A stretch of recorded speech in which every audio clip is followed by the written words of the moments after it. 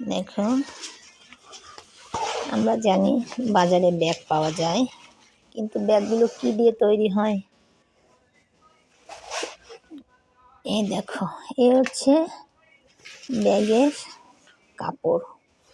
এটি দিয়ে একটি ব্যাগ তৈরি হবে। এই যে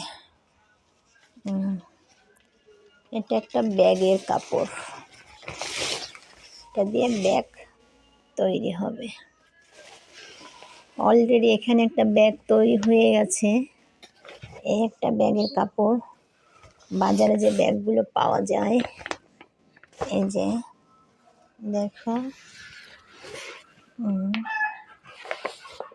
এই দেখো, এখানে আমি লম্বায় 20 ইঞ্চি নিয়েছি।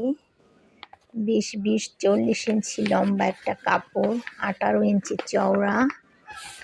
এই যে সাইডে 4 ইঞ্চি লম্বা, 18 ইঞ্চি করে। সাইডের চেপটায় 4 ইঞ্চি আর লম্বায় 18 ইঞ্চি কাপড় নিয়ে এখানে পাইপিং হবে। এখানে পাইপিং দিয়ে আটকানো হবে। এখানে 4 ইঞ্চি একটা কাপড় দিয়ে চেন লাগানো হবে। এরপর এখানে দুটো দড়ি হবে।